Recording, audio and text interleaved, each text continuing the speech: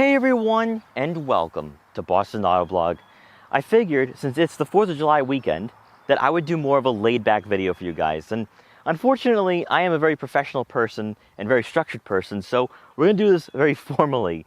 But I cannot believe that I have owned this Volkswagen GTI for over a year now. And 14,000 miles later, I have to say I am still having a blast driving this car. The last time my GTI was featured on the channel, it was in a video called Do I Still Love My Volkswagen GTI After 5,000 Miles? And that video got quite a lot of comments and viewership based on the things I had to say, whether it's what I liked or didn't like, and I got a lot of good feedback on the video. Now, 9,000 miles later and also 9 months later, I have to say, I've begun to love this vehicle a lot more. It's become more enjoyable, it's become more fun, and there's a lot of reasons for that.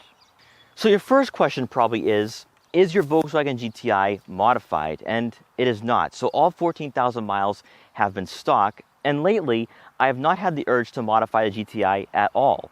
I did have plans for 2020 where I was going to stage 1 tune it, I was going to lower it, get some wider tires, cold air intake, and also get an exhaust. And that was all based on the 2020 car season. It was looking good. I was going to have this car for the full year, unlike last year where I bought it kind of in the midway point. And I missed a lot of rallies earlier on in 2019, and I was going to take this car on rallies. That's why I was going to stage 1 tune it to keep up with some of the faster cars on those cruises and rallies. But unfortunately, the lockdowns took place. I was out of work for 2 or 3 months, and that really ended the dream of modifying this car this year. Now, I could do that for myself, just personally get the car a little more faster, more to my liking, but in the period of time when no one was on the road and I got to experience the back roads by myself and just have a lot of fun during the time of not working, that was the one period of time that I fully enjoyed and could experience this GTI. And that's one of the reasons why I may not even modify it at all during my period of ownership. All the gripes I had, all the things I didn't like about the Volkswagen GTI can be changed. If I want it to sound better, I can go with a cold air intake and an exhaust.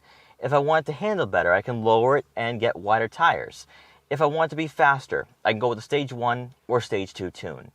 The aftermarket support for this car is what drew me into the Volkswagen GTI.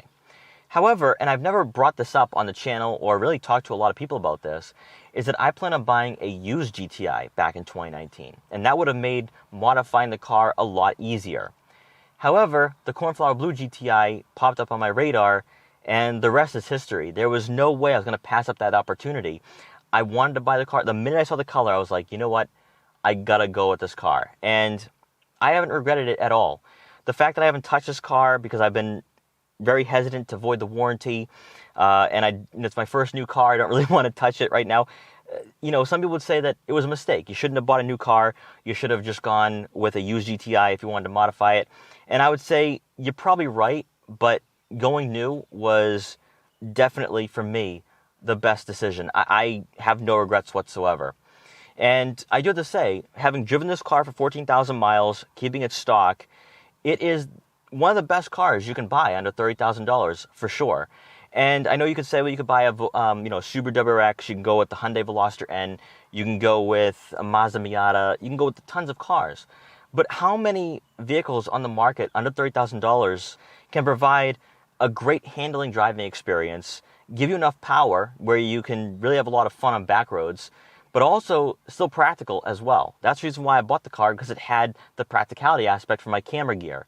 So for me, this car is perfect whether it's modified or not. And for me, keeping it stock has not been a problem. I think I'd probably keep it this way. And all the money I've been saving up would probably go to a second car. I prefer the GTI being my daily driver, for sure.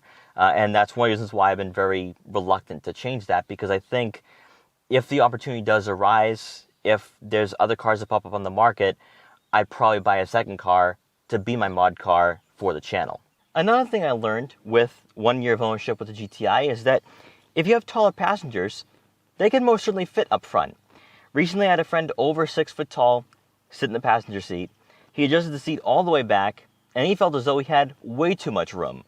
So what I like too is that if you are taller, you can most certainly buy a GTI. It's very versatile in that respect, where despite the fact that it's a compact car, it fits a lot of people of different sizes. So you don't need to worry about, oh, am I going to fit in the car? The GTI actually is very spacious, especially up front, for a vehicle of its size. So most certainly keep that in mind, whether you're on the fence like, oh, do I really want to go with a compact car? Will I fit? Will my passengers fit? You don't need to worry, especially if you just have 2 people up here. I think, for someone over 6 foot tall, they're not going to have to worry about headroom. And according to my friends, on numerous occasions, they don't need to worry about legroom either. So definitely keep that in mind if you're looking at buying a GTI. Now, of course, the best aspect of ownership is the driving experience. And every single time I get behind the wheel, it is an instant connection to the road and also an instant connection to the car that I just don't feel with a lot of other cars I've reviewed and featured on the channel, particularly cars that don't have a sports tuned suspension. Now, I did a feature video on the Volkswagen Golf All-Track, and it was at that point where I realized, wow, the Volkswagen GTI really is a very special car. Because in the All-Track, you have a very soft suspension, you have a looser steering, you're higher up off the ground, and the seating bolstering is really non-existent. Whereas with the GTI, I'm in the cloth seats, and they provide the perfect amount of bolstering to me. They keep me in place, but overall, from a driving aspect, it is completely enjoyable every single minute of being behind the wheel. It really is. Whether you're on back roads, whether you're on the highway, and even if you're in the city, it's just fun. Now, of course, there are faster cars out there. You're going to get beaten by a lot of quicker cars that have V6 and V8 engines.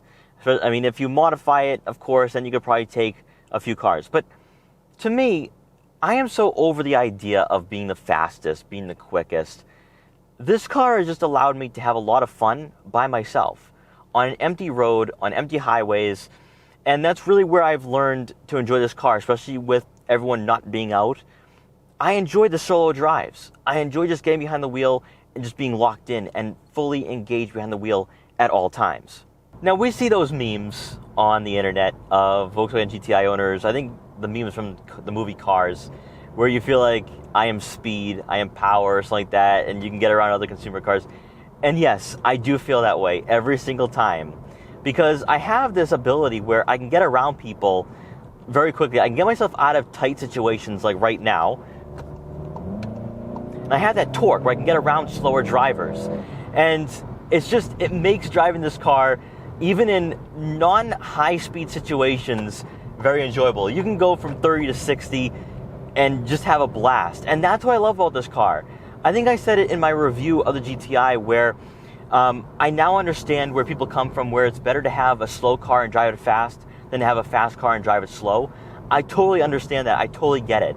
Because I can have so much fun without really breaking the law at all. And I think that's what's kind of made me enjoy this car a lot more by itself than when I cruise with others. Because when I cruise with others, I'm like, man, I'm getting left behind. I'm slower than my friends in way faster cars. Whereas when I'm driving by myself, I can go around slower drivers. I can really feel like I'm driving a much faster car than in reality. And that to me is why, from a daily driver aspect, from a consumer driver car, or from a commuter car, I should say, from a commuter car aspect, this is so fun. It really is. And I think if I want to go in the direction of modifying it, then I think I'm really building it up for the car community. I'm building up for cruising with friends. But in stock form, as a commuter car, this just makes tedious driving so much more fun. It makes commuting so much more enjoyable. And especially now when there's no traffic anymore, I can just have so much fun. And just for a car that's under $30,000 that I have not touched, this is just, it's pure bliss behind the wheel as a car enthusiast. And that's really one of the reasons why I have no intention or really no motivation at this period of time to modify it at all. I'm still enjoying it as the day I bought it. And I think that's what makes the GTI so special. Now, if you're watching this video and you're asking yourself, should I go with the Golf R or a GTI? And I'd say, for me, the GTI is perfect. And do I wish that I had more horsepower in the all-wheel drive system? Absolutely. For me, I'm a horsepower person. Give me more horsepower, that's what I love. But I can just stage one tune this car anytime for about $1,000, and I have the exact same horsepower numbers. Okay, it's front wheel drive, it's not all wheel drive, but that's fine. I honestly don't mind that. I have not, pondered and sat down or spent any time driving this car thinking, you know what, I wish I bought a Golf R. Not once. And the GTI to me is just the perfect overall great car. And my friends are probably laughing because they spent years telling me, you should buy a GTI. You should buy a GTI. And I'm sitting there, no, because the car isn't fast enough. I can't keep up with you guys. I can't do this. I can't do that. And my whole mindset was flawed because I probably have cruised with my friends, been on rallies and cruises maybe 10 times in the 1 year of ownership of this car. So for the other 355 days, 54 days, I'm driving the car by myself. I'm on back roads enjoying this car on weekends by myself. I don't need the extra horsepower. I don't need the car to sound good for video clips on YouTube. I think I really bought into my own mindset when it comes to filming. When I used to film car events where I'm like, oh, I want my car to sound good so other people can film. This car is really meant for me. And I've learned that. The car is meant for me. And that if I ever want to modify it, it's up to me. It's up to my decision. If I want to change that, it's up to me. And that's what's changed my mindset for this car. And if you're a person that doesn't care about car events, that's just looking for a car that's fun to drive on a daily basis, then the GTI is that car. It really is. It keeps you engaged behind the wheel, and I will tell you, drive a Golf All-Track, drive any crossover out there, and then compare it to a GTI, and you're going to understand that the GTI, in weird ways that I just cannot describe, is so much better than a crossover, than anything else on the market. I think maybe if I compare this with WRX, because WRX with the manual transmission, and maybe some other cars in the market that have the same sports tune suspension, maybe like a Focus RS, Focus ST, then yeah, I'd probably feel the same way. But if we're strictly looking at a consumer car and you're looking for practicality, but also something that has a little more power and fun to drive, then the GTI is going to blow all competition out of the water, especially if you're looking at consumer vehicles. The GTI is just by far the best car you could buy at like $28,000 for a brand new vehicle. Then when you're looking at used, you're looking at a price tag around $22,000, maybe even below $20,000. And I would say buy it without hesitation. Buy it if it's clean, if it has a clean ownership record. Just go with it. Like, don't even wait. Just buy a GTI. You're going to be very happy at the end of the day. Now, I do find myself here and there getting a good laugh after what I said 5 years ago about the Mark 7 GTI. I went to the car show in Boston, and I sat in the Volkswagen GTI just to see what it was like. I know a lot of people love them, so I just wanted to see what it was actually like. And my impressions were not that high. I know there's a lot of car enthusiasts out there that are going to kill me for saying that, but I was not overly impressed. I drive one, but I don't know if I actually own one.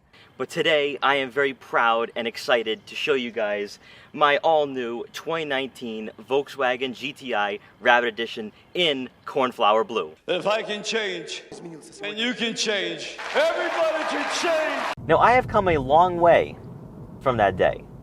I went from being a guy who would drive a GTI, but not buy one, to a guy who owns one, and would most certainly buy another without hesitation. Not sure about the Mark 8 though. That's a bit of a stretch. I think I'd wait for the 8.5 to see what Volkswagen would come up with for the new design. Volkswagen Audi Group in general does a great job of making the 0.5s better, or even for Porsche, the .1s or .2s better than the .1s. So the whole group does a very good job of making things better, especially where if people don't like a certain aspect, they change it up. And for me, I'd probably wait for the 8.5. But if you're looking for a car that's just fun to drive on a daily basis, no plans of modifying, provides practicality, good fuel economy, then I'd say it's better than going with the competition. Better than the Mazda 3 hatchback, better than the Veloster N. Veloster N's a bit subjective when it comes to looks. And right now, currently, the Mazda 3 hatchback does not provide the same driving experience as the GTI. So, as of right now, if you're looking to buy a 2019 or 2020 GTI, definitely do it. I think you're going to be very happy with your purchase, and you're definitely not going to regret buying one at all. So guys, thank you so much for watching this video. Please like, comment, share, and subscribe for more, and I'll see you guys next time.